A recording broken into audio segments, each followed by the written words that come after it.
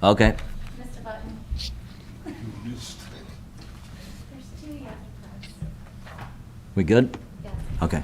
Want to call to order the study session for January, wow, I missed that one. June 16th, 2021. Call to, can I have roll call, please? Robert Burleson, Here. Yolanda Cardona, I'm here. John Gill, Here. Donna Little, Here. Jason Vlasic, Here. Nancy Here. Wooland. Here. John Kennedy is absent. Adam Decker, Here. Ken Kraus, Here. Brian Blazak. Chris Salatas. Present. Mr. Chairman, can I just interject a comment here? I'd like to introduce Chris Salatas, our new town manager, who started yesterday, joined the team. I'd like to have everybody welcome him at their leisure. Very, very smart individual that comes to us with a lot of experience as far as towns and councils. So, welcome, Chris. Thank you. Looking forward to meeting everybody.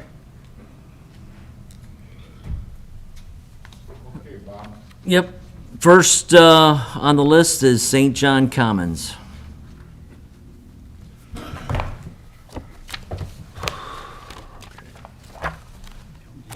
Yeah, would you please? Thank you.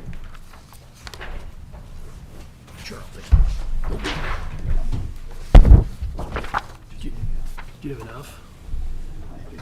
Okay. Thank you.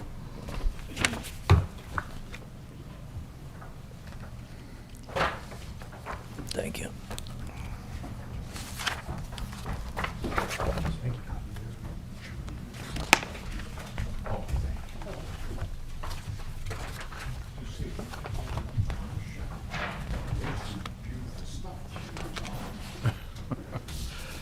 Good evening, everyone. I'm Nick Georgiou with Sumac Architects, Griffith, Indiana. Also present with me is Brad Lambert, the proposed purchaser of the property. This is a revise and update. This is our fourth visit to Plan Commission, and we continue to refine our presentation based on comments given to us.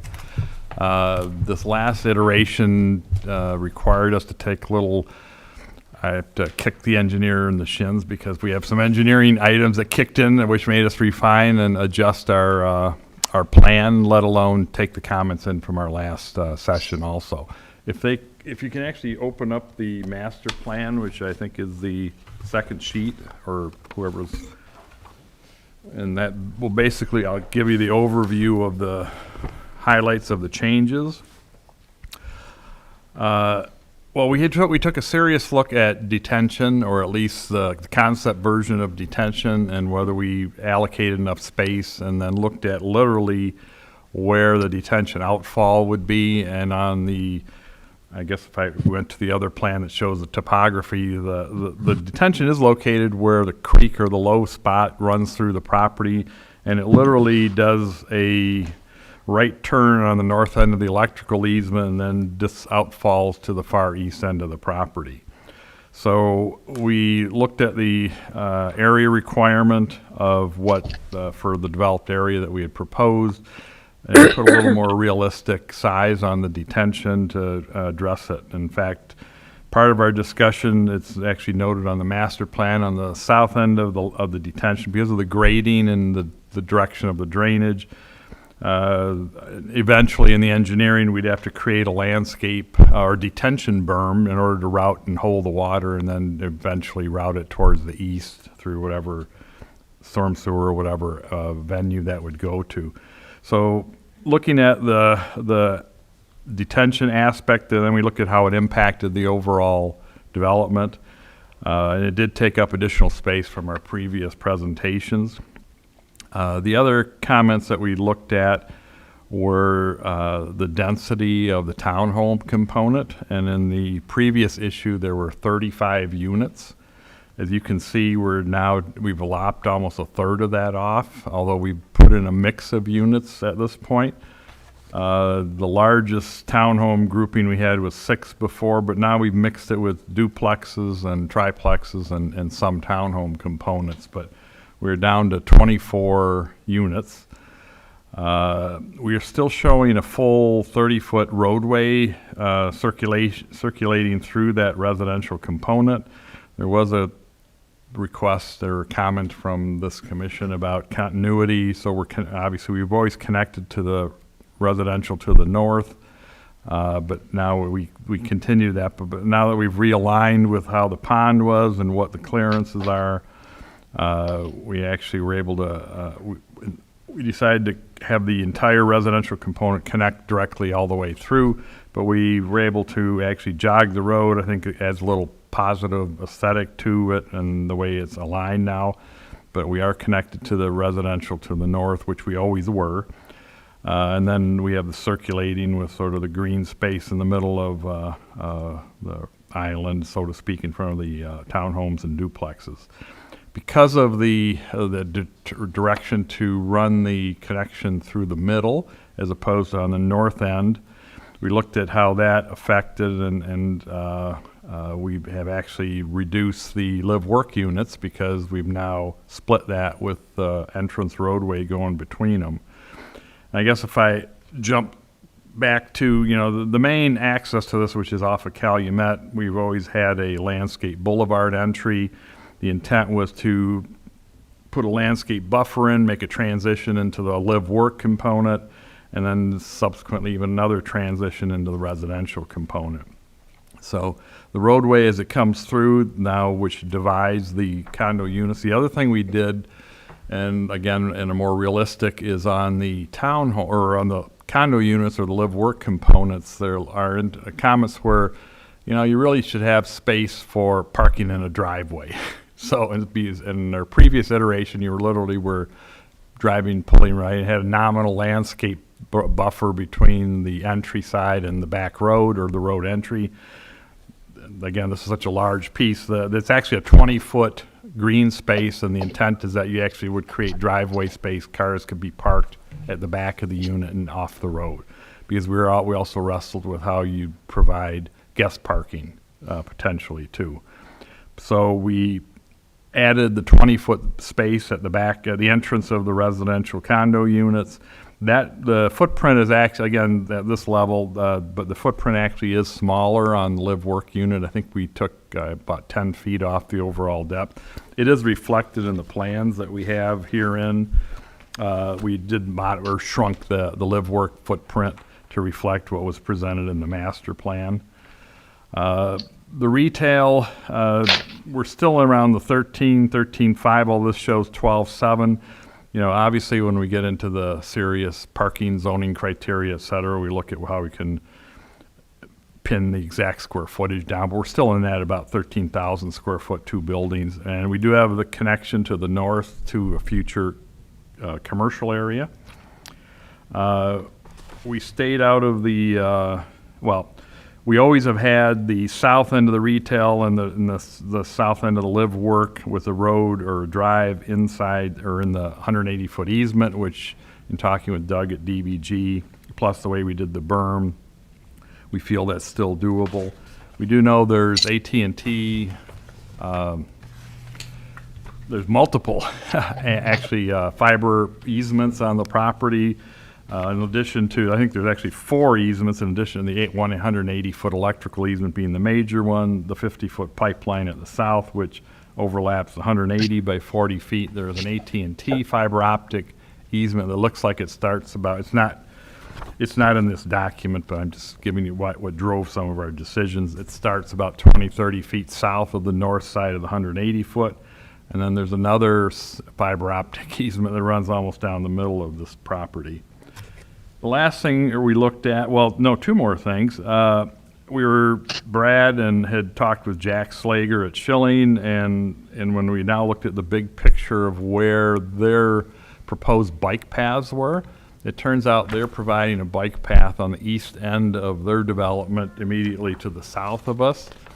So, and then they are the ones, they will eventually, I believe, cross Calumet and let it continue to go west from that point also. So we've modified the bike path basically to connect to where the bike paths are going to be, which is the back of Greystone. So we'd build the piece that's missing, which is where it abuts to us, and then we turn it south and align it with the bike path at Greystone. So there'd be continuity through that whole development, and then going through Greystone, and then hopefully eventually across Calumet and west from there. We took a long, hard look at the last road coming in from the south, and last iteration, that was the bike trailhead, et cetera, and then but since we've sort of eliminated the bike trail, we looked at how best to treat this miscellaneous, or I shouldn't say that, but these last parcels here. And we didn't think it was a good idea, and obviously we're open to your comments about connecting a road from south into the retail and/or even though we had a path there before, but right now we've removed that. And we're looking at trying to reclaim some residential component at those last two lots there, or what would be the equivalent. I think that's about 115-foot width of property there from the easement, the pipeline easement south. So those are the revisions. We think we've come up with a better solution. We've reduced the density. And we think this could work quite nicely. We did update, we overlaid the plan over the topo, we overlaid it over the zoning. We did update the renderings in the back there, the last two renderings. Primary thing is you can see the road goes through the development from the views that we took before relative to that. And with that, I will let you ask questions. Jason, would it be much trouble to show the view of the last revision at the last study session?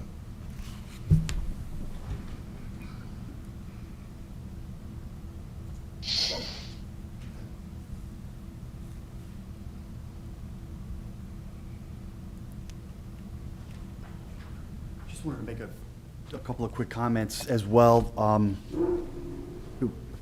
As we extended the main thoroughfare through the development and now connected it into the residential development, one of the things that a feature that we were definitely going to have there is that we were going to make some type of like a false bridge over the detention pond. I believe we're going to try to make it a retention pond now. Actually, that's a good point, Brad. We actually, the owner is interested in making that a wet pond, so it'd be a pond feature as part of the development. So and then have, when I say a bridge, it'll appear like a bridge on the outside, but it's Right. really going to be With- some masonry covering up the culvert that goes underneath the road there. But I think it'll be a nice feature that kind of definitely works that transition between the commercial and the residential. I also just wanted to make a point too is I believe this is Red Rock Place down here.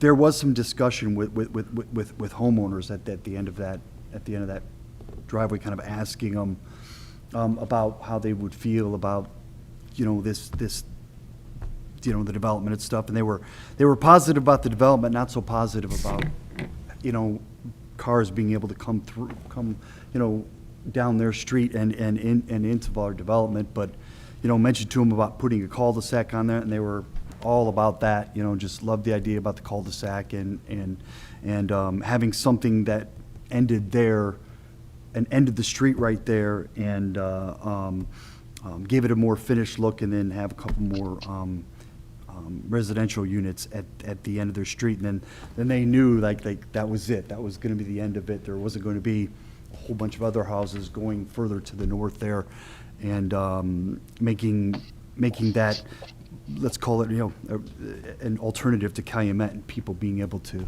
travel through that area there. So that seemed to be received pretty well. Yeah.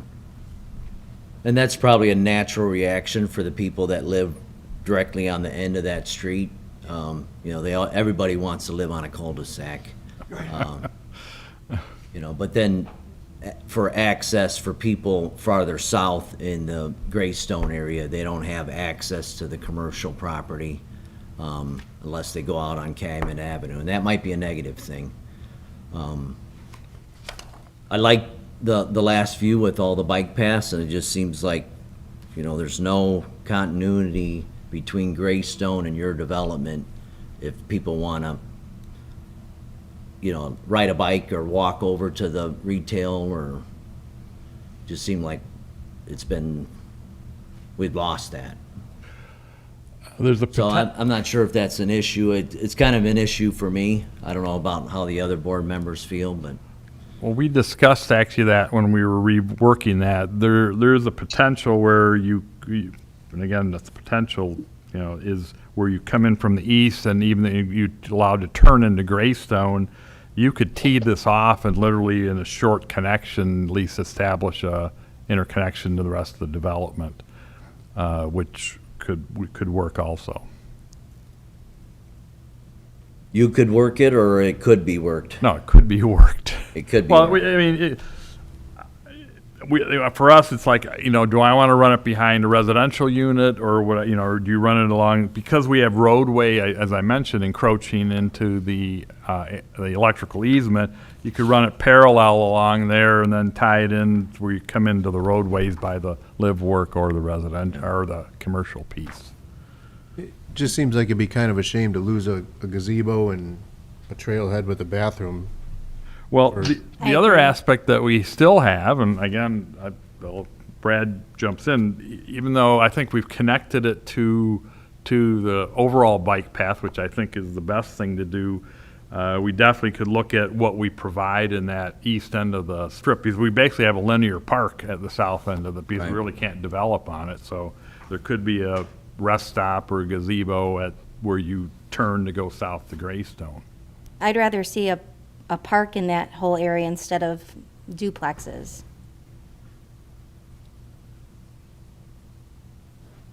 And I would think we'd want some bike path to go up to the north too, from Greystone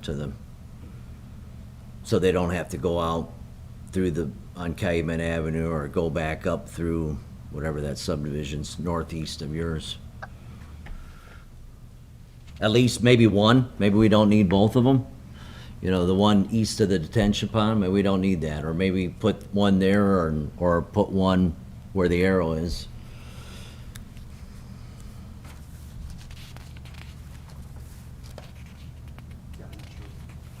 Yeah, I'm not sure where.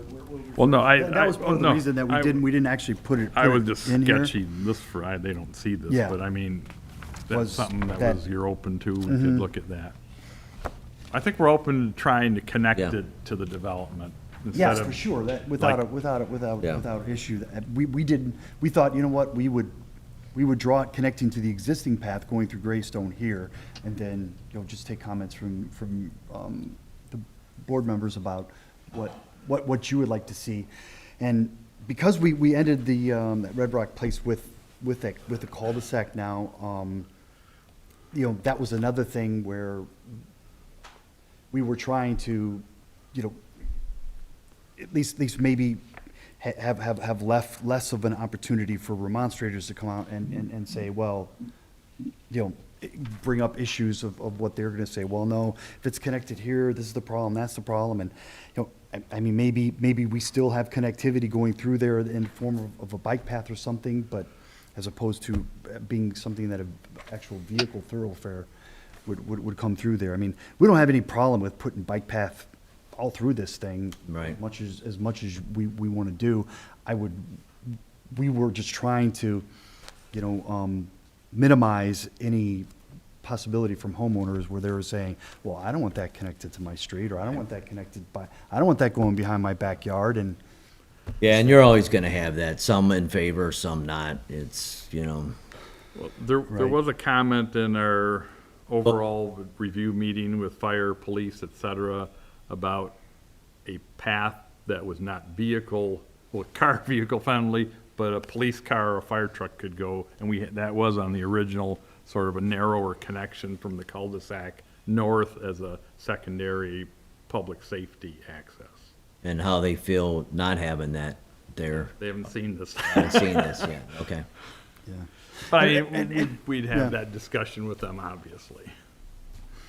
And the fact that there was a trailhead in Greystone already was one of the reasons that, you know, we were feeling the trailhead wasn't necessarily something that would make a lot of sense just to double it up that close to an existing trailhead. And again, Right.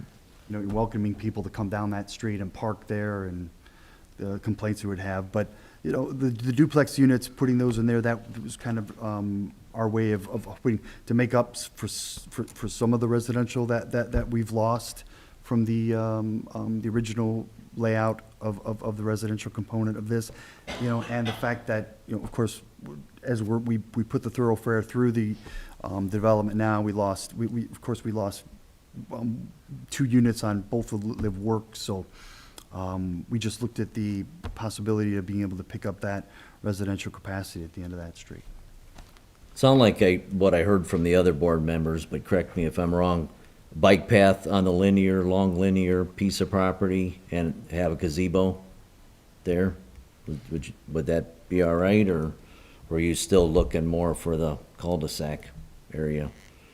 Well, I'd rather not see more duplexes in that corner, Yeah, especially compared to a gazebo and bathrooms, and I still would rather see cottage homes instead of townhomes and condos, but I don't know, maybe I'm the only one that feels that way. I feel like it needs to be better suited to that area.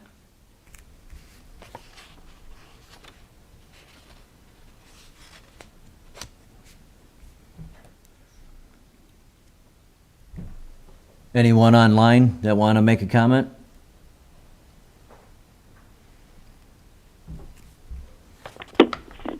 I kind of agree with, you know, cottage homes rather than condos and duplexes. And I'd like to see some type of park there as well.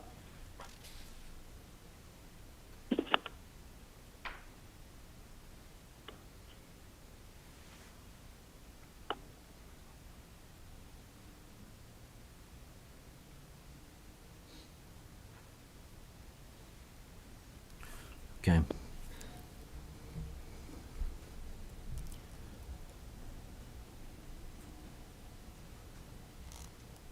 Yeah, I guess that's something you have to look over and see what you need to do. And Well, like I said, when we revised the residential units, like, again, we had pretty dense townhomes. We did, these footprints, although in the previous version, I didn't include them because we had townhome renderings in the last package, but in the unit before, we showed similar St. John Cherville, and actually Brad's a participant in the Waterford Place one. These are bigger footprint triplexes, duplexes. I mean, these are, if you're familiar with the Waterford Place, these are $350,000, $400,000 duplex triplexes there. So, but we still offering a reduced version of the townhomes consistent with what we presented before in terms of that footprint. But these are bigger units, and like I said, we lopped the density by a third in the development here. Right. Yeah, I guess put yourself in our place. You showed a gazebo, showed parking, showed bike paths, and now all of a sudden it's missing, so. Understood.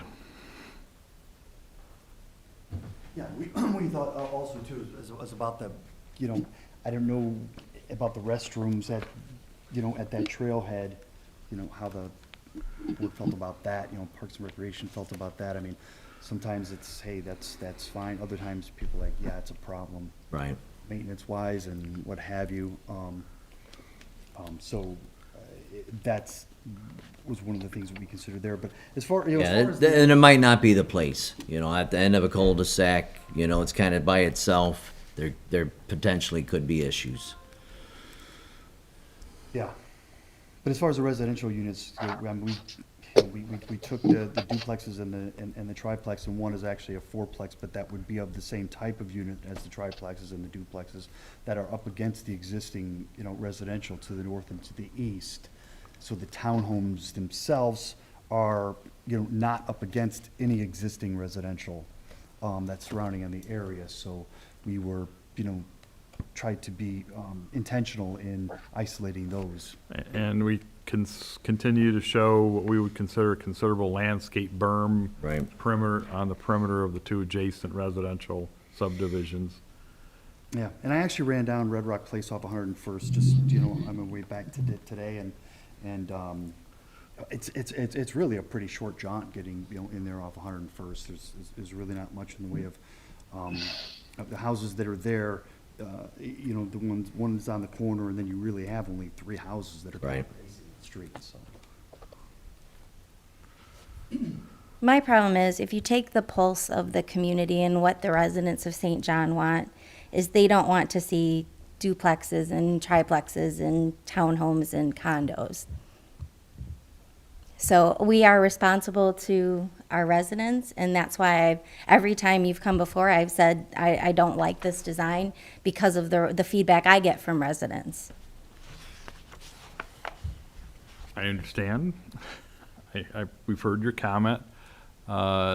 We know there's a demand, and we know there's a demand for upscale of these types of units. There's very little upscale condos, I won't even I'll take condos out of the equation. There's very little upscale duplexes, townhomes, period. I'm one of those, my personal story, I lived in Lake Hills. My wife and I wanted to downsize. We wanted an upscale duplex. There is none around here, unless you go to Whitehawk for $500,000. There's Munster. In my experience, people in this town want low maintenance, older people, upscale costs, and we're talking above norm cost scale here. So I believe there's a need for them. I understand what you're saying relative to the community. I've sat in your chair on this board, so I'm well aware of that. But I think, as Brad said before, also, we're on the east end. This is a commercial, we're abutting to lots of commercial areas. This is I think, an excellent transition development, and we're trying our best to at least buffer, tie in adjacent to where we know there's residential to the side around us.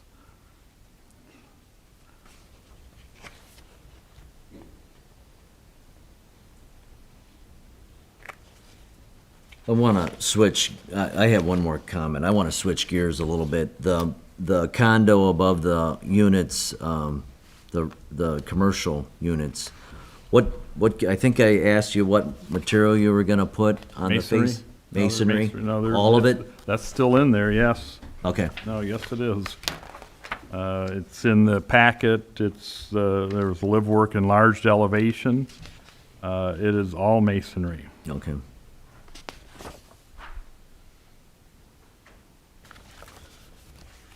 Because that one picture, it looks like might be stucco. No, it's actually called out, is we literally I purposely called out the unit, it's decorative CMU concrete masonry units. It's not concrete block, it's decorative masonry. It's a mixture of white and gray masonry units, and stonework on the live work unit. Obviously below, because you've got, the storefront component, but this would wrap around all around the entire development, or that component. On the lower level too would be the decorative. Well, in this case, it's a CMU. matter, we haven't rendered that, but it'd be a mix of masonry, stone, and storefront, basically. We're trying to blend it in with having, the condo units above it, but that would be the mix of, the reference point. I mean, there's not a lot of, because you want a lot of storefront, but the intent is the sample development, which we've used as Summer Winds, Retail, and Cedar Lake, and that's all stone and masonry Okay. and storefront. That's all the questions I have. Anyone else?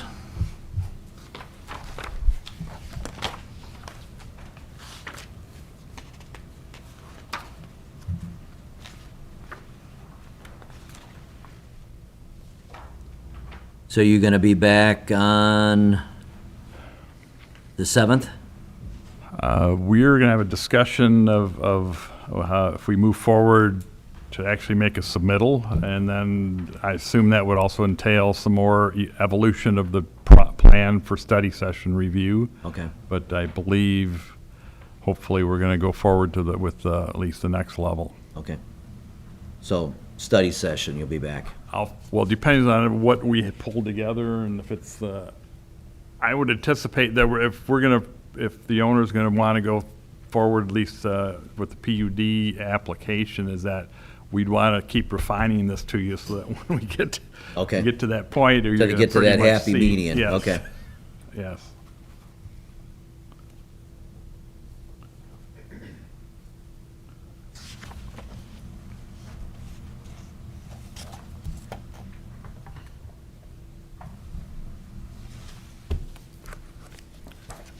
Any other questions?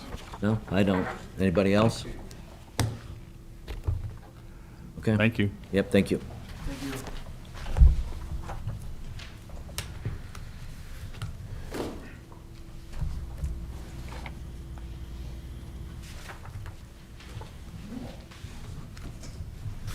Next item on the list is Astoria proposed subdivision review of 101 single-family lots on Parish Avenue.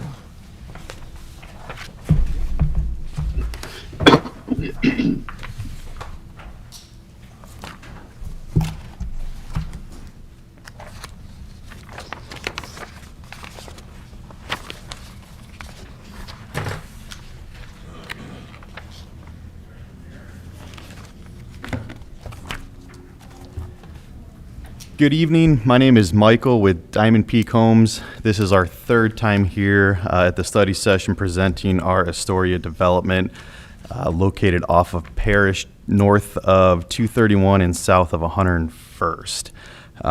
We did take into consideration everyone's comments and concerns regarding this development. We did present 70-foot wide lots the previous two times we were here, so we did increase those to 80-foot wide lots.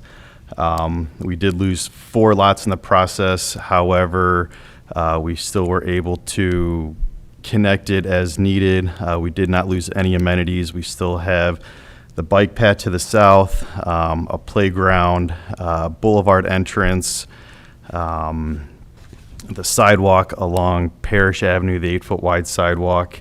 And, you know, we do plan on keeping all the amenities in regard to finishes of the home with stone facade, all LP, and of course, architectural details as well.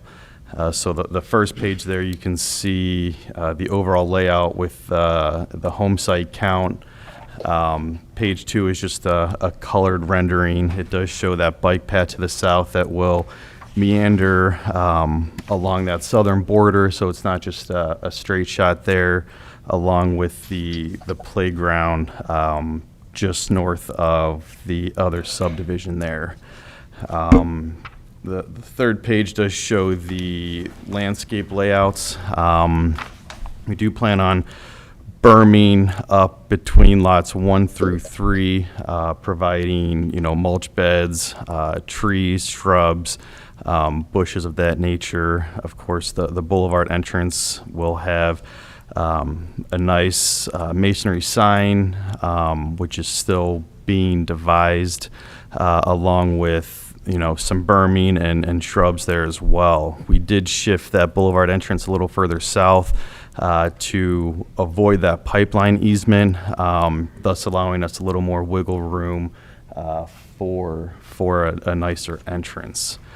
I did send Sergio a list of addresses last week, both in our Morning Crest development in St. John, which are 100-foot wide lots, and then in a development that we had partnered with down in Cedar Lake, Lakeside, just south of Lemon Lake Park. Those are 80-foot wide lots there. So on the last 2 pages of this booklet here, the second to last page does show the 80-foot wide lots, what those side yards look like. I do know that was a concern. You know, Bob had mentioned he doesn't like being able to reach out his window and, you know, high five his neighbor, and, you know, I can completely agree with that. But as you can see with these. Excuse me, you said there's a last page that has dimensions? No, well, it shows, the last page will show our Morning Crest development with the 100-foot wide lots. Do you have that in? Yeah, that's, Perfect, yes, yeah, sir. okay. So that the very last picture there, those are 100-foot wide lots, and you can see, you know, the space between these homes here. You know, to the common eye, it looks like there could be another lot there. However, that is all just side yard there. Right. And I guess my comment would be, it's a blank canvas besides the house. Once the landscaping is in and trees get established, then it won't ever look like Right. another possibly empty lot. But it's just, Understood. you know, the subdivision's young, there's no trees, you know, nothing's established. Understood. But then you can see, you know, the picture on top of that, again, that's another 80-foot wide lot. You know, there is still green space between there, still space for shrubs, trees, things of that nature. And of course, not as on top of each other as these 70-foot wide lots. So with that being said, I would like to open it up for questions, comments, concerns. Again, we feel as though we listen to what you guys have said. You know, we are keeping all the amenities there. We are increasing our lot sizes. So, yes. Is all the lots 80-foot wide? The minimum? Minimum of 80, Yeah, yes, sir. And then the corner lots Lots would obviously be are ordered. 100, yes, sir. So like, say like 96, 91, what are the widths there? Let's see here. It's kind of the eastern side of the subdivision. Right. 96, that would be 80 foot, and 91 would be 80 foot as well. Okay. And then how about 80? That's a little bit west of 80 that. foot. Okay, it looks a lot narrower, lot 80 compared to lot 91. It'd be nice to have dimensions on here, so then we're not guessing. Okay. Because lot 80 definitely looks smaller than lot 91, the width of it. I see what you're saying. And again, we did draw this up to have a minimum of 80. So yeah, I can get dimensions on there to spell it out a little better. Yeah, I mean, probably lots 41 through 55, if you're saying those are 80, then lots 91 look wider. 80 is the minimum. 80 is the minimum, okay. What's your house width, including the garage? House width including garage, our minimum is right around 43 feet. Of course, third car garage adds another 10 feet to that. So, you know, if you put two 40-foot homes, well, 43-foot homes, you know, there's still, you know, plenty of side yard in between there. Of course, not everyone chooses a third car. We do push the third car garage just because it does, you know, add more appeal to the neighborhood. It's not all just, you know, square boxes. So you're looking at about, what, roughly, if it's not you say a three-car garage, so you're looking at 20 foot between the house and the Correct. next house? If my math is not playing tricks on me? Well, if you have two homes that are 40 feet, give or take 43 feet, on an 80-foot wide lot, you'd end up having 40 feet in between those Right. homes. Yeah, Yes. okay.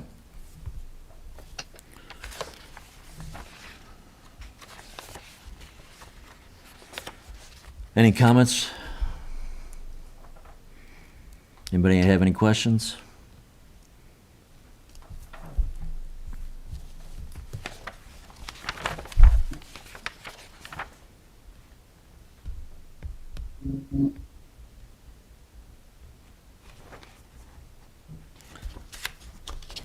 Where's this at?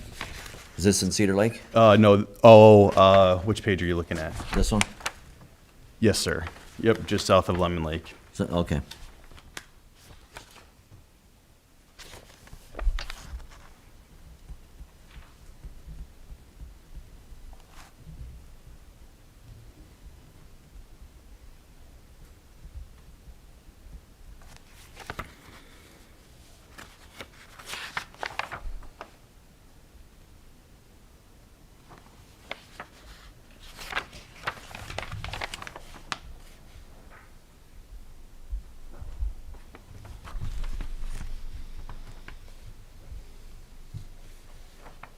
So this bike path that's on the south side of your subdivision, where is it going after?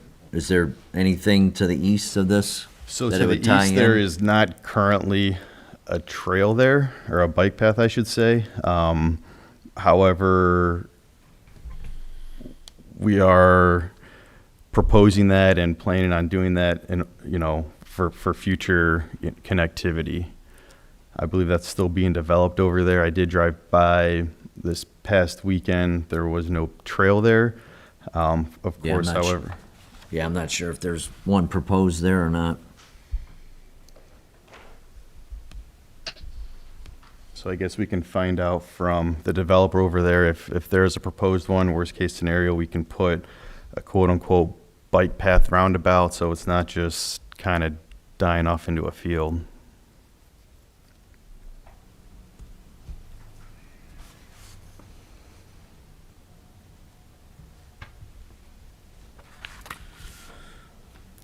That's all I have.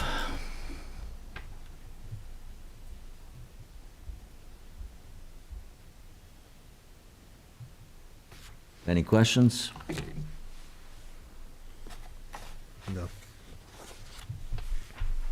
Okay, All good? yep. Thank you.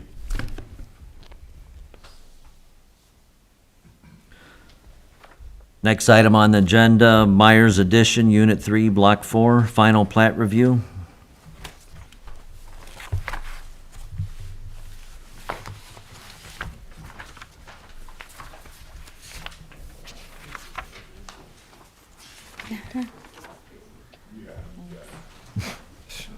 This is easier.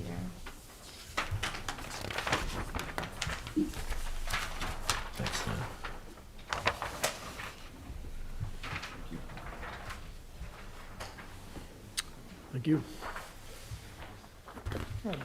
Good evening, Doug Rettig with DVG, representing Dennis Myers, Myers Addition Unit 3. This hasn't been before you in quite a while. This is the last 4 lots of Myers Addition Unit 3. The rest of the project is built out. He's got a couple buildings under construction.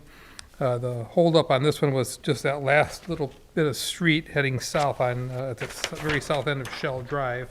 So that's been installed, final pavement is down, curbs, pavement, everything's in, all the infrastructure's in the ground. So we're here just to kind of wrap this one up with the last final plat. Mr. Myers does own the land to the south, but anything we do to the south of here will be a separate project. So this was all that we had preliminary platted some time ago. And so 4 duplex lots, and then the outlot off to the east there. So we'd like to come back in July for a final plat approval. So you said Shell Drive is installed the pavement? Yes. To the south property line That's then? correct. The loop was in already, but he had never gone all the way to the south property line, so that is all done now. Recently completed. I see looks like half the right-of-way you want to vacate, according to the hatch mark? No, that's, there was a drainage easement there. That's being, Oh, okay. that's where the old retention pond used to be. Okay. So that's just being reconfigured.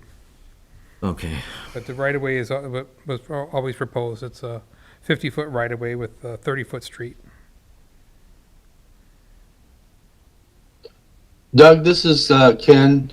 Wasn't lot 10 and 11 included in block 3 except for the 24-inch ingress-egress easement that you have cross-hatched on this plan? No, those lots were never platted, Ken. Just lot 12, just north of it. So these lots have never been platted. Okay.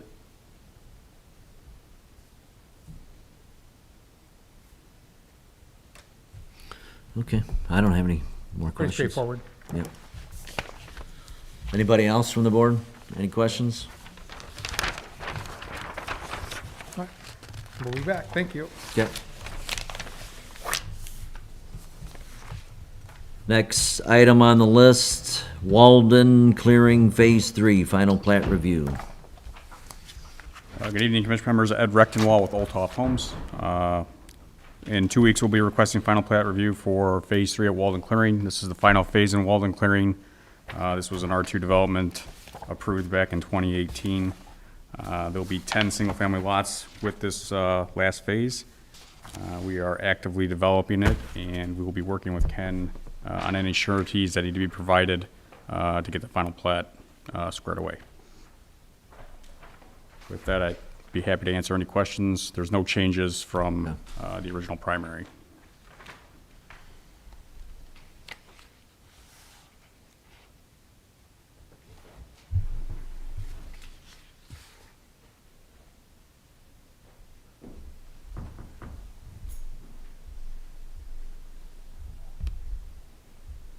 All your streets and utilities and all that's in? Utilities are in right now. We're working on road curb base, so that'll be going in the next couple of days. Okay. And then, as I mentioned, we're hoped to be paved in the next 2 weeks, but if we're not, we'll provide the necessary sureties. Surety bond? Yeah. Okay. Yeah, and Ed, and since all that is being worked on now, I think I'll wait until like a week before the meeting, contact you, find out between you and Public Works what's left to be included in that bond. Public Works does report to me saying that the water and the sewer are fine, the testing is all done, and they're just waiting for the road to be finished. Okay. All right, very good. Any questions from the board? No questions for me. I'm good on this one. Okay. Thanks. Yep, all good. I got the next one, too. Oh, you got the next one? Okay. I'll stick around. Summerlin Estates Phase 3, that's you? Yes, sir. Okay. So again, Ed Rechtenwall, Olthoff Homes. This is another final phase of the project approved back in 2018. This was an R1 zoned project. It's 33 lots in its final phase. We are actively developing it again. We should be paving towards the end of next week. So again, we'll be working out any sureties necessary with engineering staff prior to the July meeting. I'd be happy to answer any questions. Again, there's no changes from primary to this plat as well on this one. Yeah, I have the same comment I had for the last one. Everything looks good on the actual plan itself. I'll just see how much they can get done before the meeting so that we can establish what the surety bond should be for. Yeah, I forgot about this one. Summerlin Estates. Yeah. Well, that's sublime.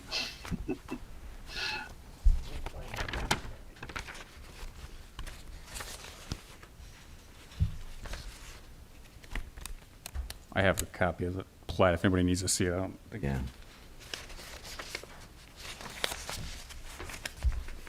Yeah, I see it. It's in our, Yeah, there you go. it's in our packet here. Okay, any questions?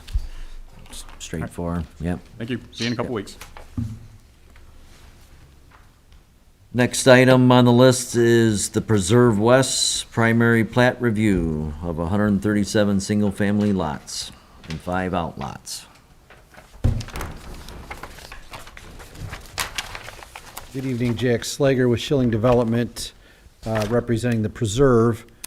I'd like to hand out, yeah, he's gonna pull up the black and white. That's old, that's not the right one.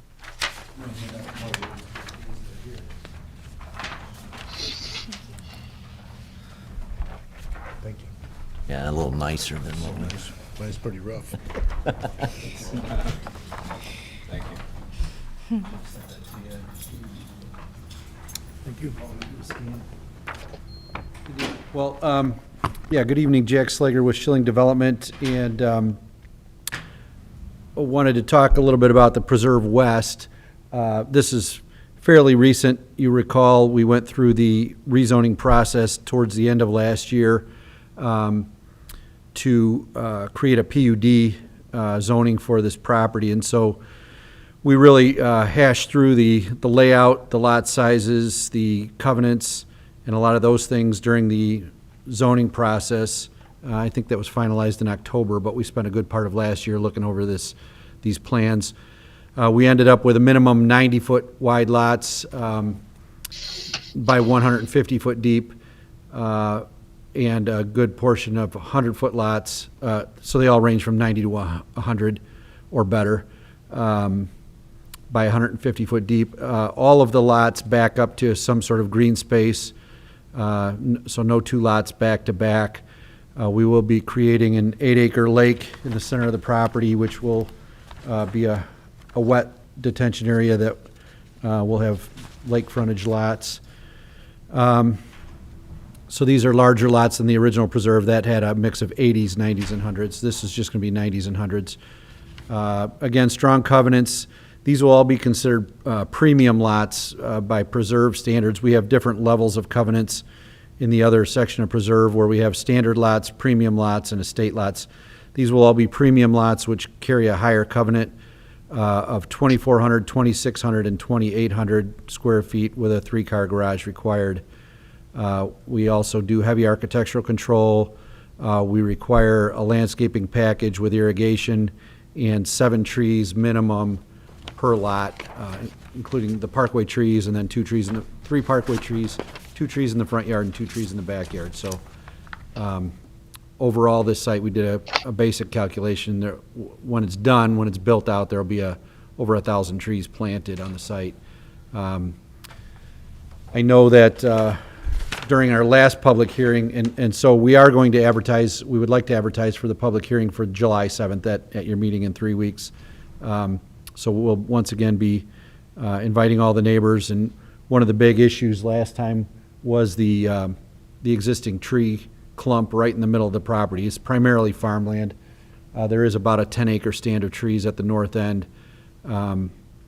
We've tried to design around that to preserve a good chunk of it.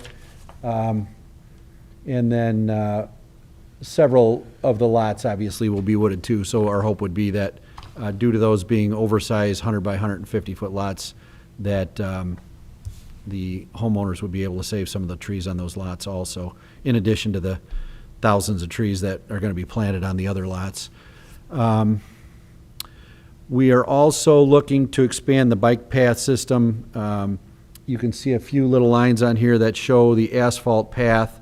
We are going to have one that comes from the other section of preserve and gets us down to the entrance.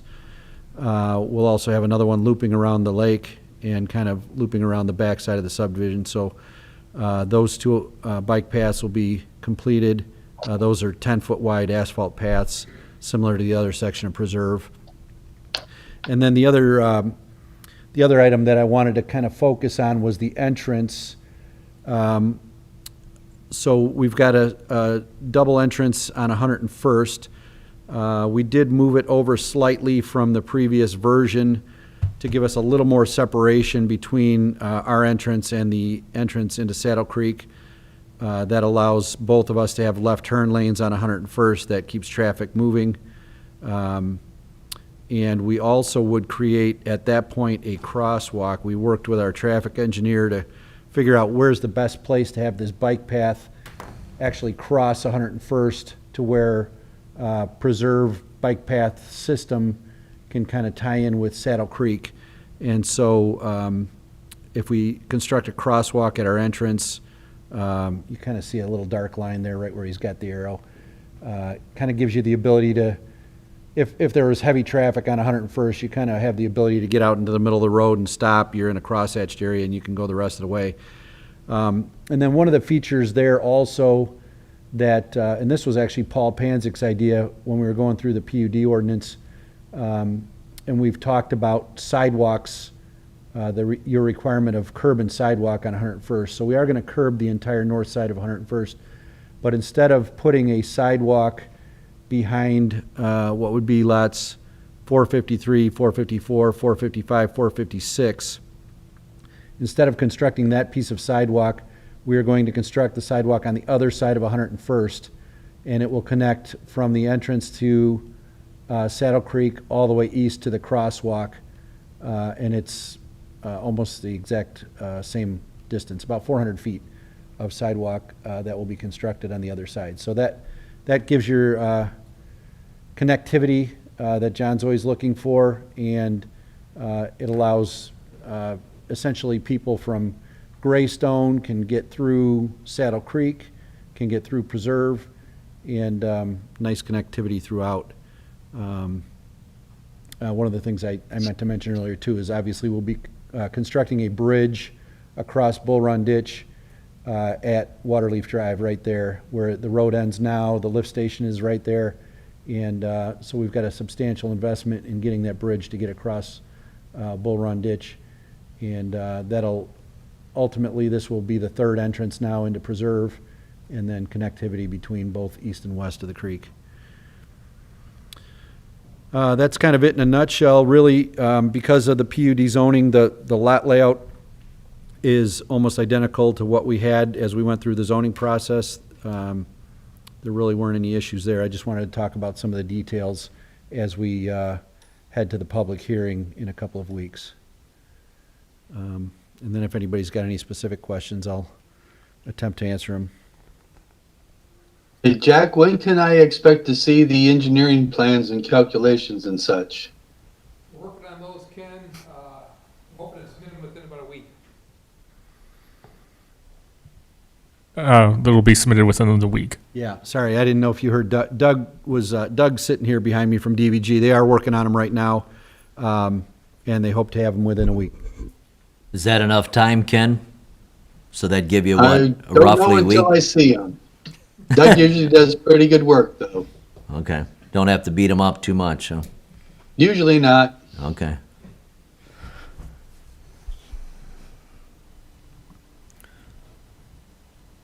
So on this rendering, Jack, I see the two bike paths, and then you mentioned there'd be one around the pond also?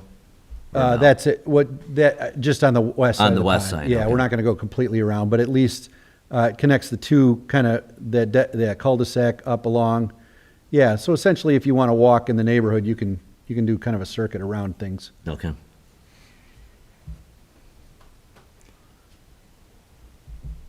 We found they've been pretty popular in the other section of Preserve. It really has become a nice amenity for people. Yeah. It gets used a lot. Yeah, get out, get some fresh air. Yeah.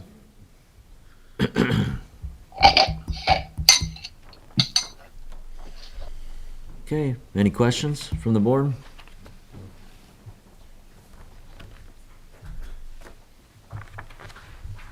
Any questions online?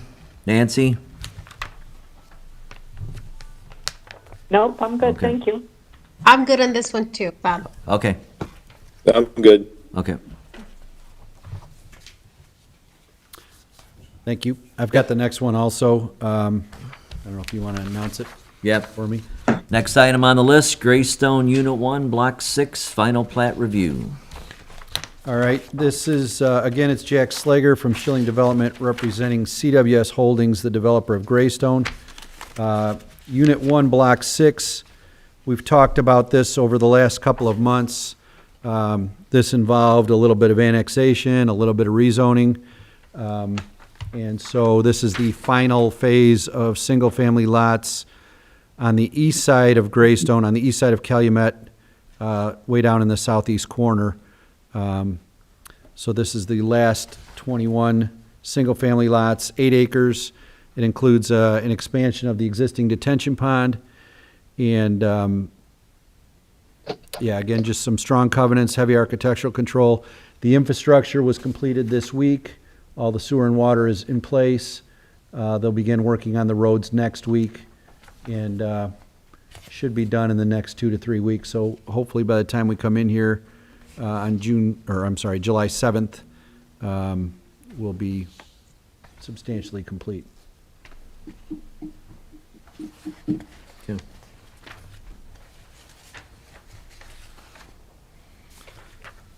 I don't have any questions. Anyone have any questions? I am good on this one too. Okay.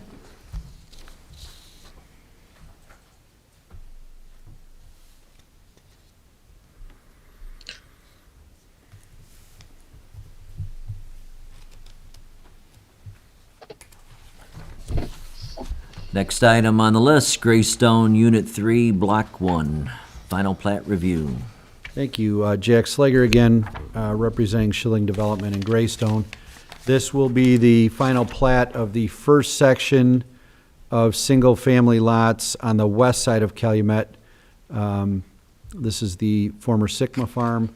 This also went through a lengthy review, rezone, last fall, and the infrastructure's been going in over the last few months. A small detention pond along Calumet, and the first 31 lots, single-family lots. And so, again, the infrastructure's in, we'll be putting the roads in, and we'll be requesting final plat at the July 7th meeting. Okay.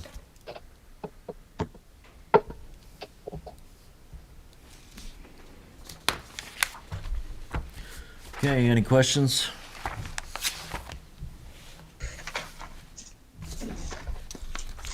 Okay, I think we're good. All right, I do have one question, maybe for legal, because I wasn't able to get a clear answer. I know Sergio's out of town. As we prepare to advertise for Preserve West, in both the paper and the legal ads, the question was, is it 2 newspapers in 15 days, or is it 1 newspaper in 10 days? No, I believe the rules and regulations have been amended to require 1 publication in 1 paper 10 days in advance of the. That's right. I know that had been discussed. This is the first time we've come across it, so that's helpful for us. It's a lengthy legal ad, so it gets expensive when you got to do 2 newspapers. So we'll get that rolling this week and be ready for the July 7th public hearing. Thank you. Thanks, Jack.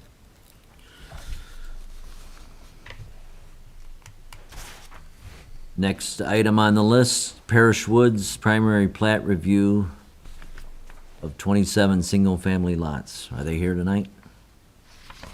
I don't Hey, see 'em. Bob, Yeah. since you guys approved it at the last meeting, Oh. contingent upon review, a satisfactory review by me, I have not received any new drawings as of today. Okay.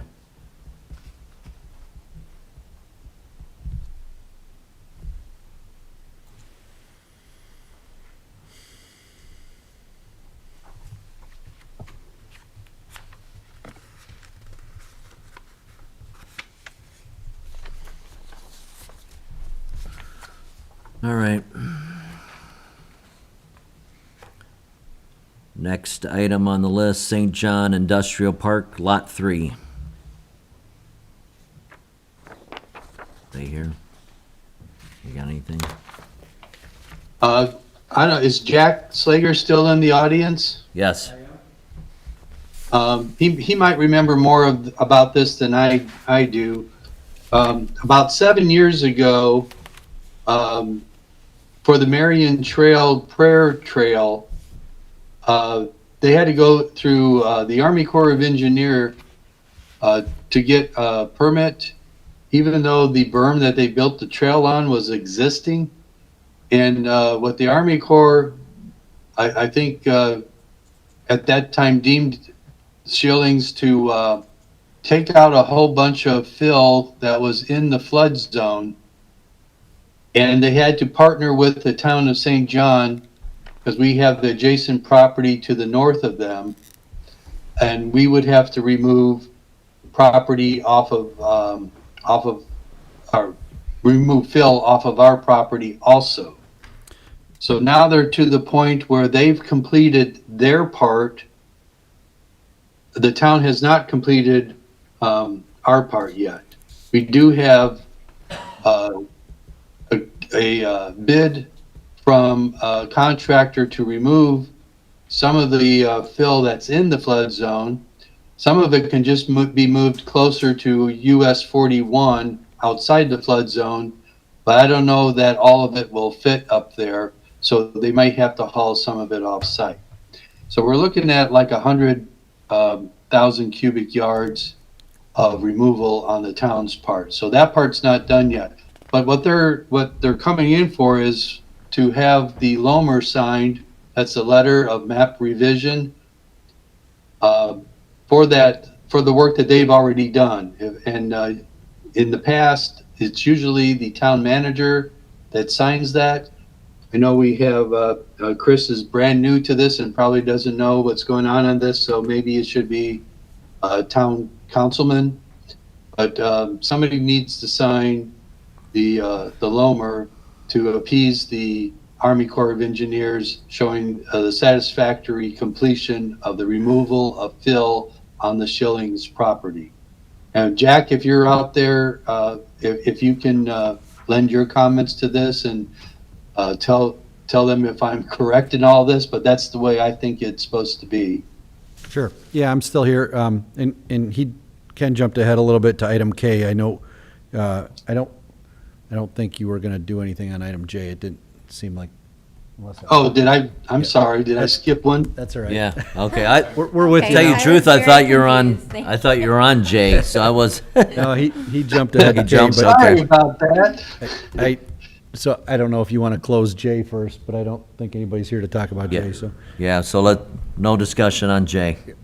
So if you want to announce K, and then I'll reiterate what Ken just said. Okay. Next item on the list, West Creek and tributary remap, mapping certification. So this project has been ongoing for about 10 years. This is in conjunction with the Shrine and the Prayer Trail. Ken kind of alluded to some of it. All of this property between 41 and Bull Run has been in the flood plain forever. And so we've been working with the Army Corps, with DNR, to get a portion of the property removed from the floodplain, and that would include the shrine, the gift shop, the prayer trail, and the commercial frontage along 41. That involved excavating an enormous amount of fill off the back of the property, moving it to the front of the property. We've done that on all of our parcels, from the shrine going north all the way up to the town's property at the water treatment plant, the water plant that they have on the north end of this property. And so the remaining piece of the puzzle is where you see town-owned parcel. The very back of their parcel also needs to have fill removed from the floodplain and moved to the front of the property. And that will complete the earthwork portion to remove all of this property from flood zone. Or basically, it will remap the entire parcel to move the property out of the floodplain. A lot of that area has been the dump site for the town for 20 years or more. It was concrete and bricks and dirt and leaves and all sorts of things. It was probably a low area at one time, and it seemed like a logical place to dump things, so now it has to be moved, and that's the last piece of the puzzle. But I think there's, what Ken was talking about was somebody from the town has to sign off on all of this, and ultimately, the town will need to remove the fill from the back of their site, and that'll kind of clean up this whole area. I guess my question would be, is Schilling finished removing all of the dirt? Yes. And did they remove enough that would satisfy the amount that the town needs Well, to remove, or? That would be nice if that was the case, and Don Oliphant and Christopher Burke did all the hydraulic calculations for all of this. The water in Bull Run Ditch flows from north to south, and it ends up in a bottleneck right at the town-owned property because it's constricted down to the banks of the creek at that point. After it gets past the town-owned property, it can widen out and basically flood that whole back area, and it doesn't hurt anybody. So that's the problem, is it's a pinch point right there. So that still has to be removed no matter what. We would have loved to have over excavated or done whatever we needed to do, but it's been very involved. Many years of engineering, many years of earthwork. We've had to go back in and plant trees for DNR, wetlands plantings. They have to monitor it. It's been quite an involved process. So, but we're on the home stretch now, and so we're close to being done. Jack, is there a time frame on this? Well, Yeah, and this has been going on for 7 years. yeah. How can, I don't mean. So how it's long been a long time Well, coming. it was supposed to have been done about 2 years ago, and we got a 2-year extension, and then we got our hands slapped because it wasn't done, and so they're kind of they're just nervously waiting for everything to be finished out there between between DNR and IDEM. I think they're tired of waiting, but and this started back with the town when Steve Kill was here. He was aware of it, but then it kind of went by the wayside. So, yeah, it needs to be done soon. 100,000, that's what they need to remove? 100,000? 100,000 yards, yeah. Cubic yards? I believe the bid to do it was about $50,000 to move it from the back to the front. And the town's been, Public Works, I've worked with them, they've moved a lot of it. What they can move, they've moved themselves, hauled out, but it's gotten to the point where it needs to be Okay. a That seems- major earthwork done there, so. Seems a lot, but for 50,000? Okay. I would feel comfortable signing a little more for that. I would, Yeah. Chris will pick up the ball here. Okay. Yeah, and we can put you in touch with our engineers. Again, Don Oliphant from Christopher Burke, very knowledgeable about this, has spent years and years working with FEMA and DNR and IDEM and crunching the numbers on this thing, so it'll be good to have it behind all of us. Yeah. Okay. Any questions? Thanks, guys. Nope. Okay. Do I have a motion to adjourn? Hey, Bob, before you go, Yes. on item J, I did write a letter a week or so ago with our opinion in favor of reducing that easement on that property. Okay. I make a motion to adjourn. Do I have a second? Second. Second. Burleson, it has to be a roll call vote, I'm sorry. Oh, roll call, please. Did you already stop it? No. Okay.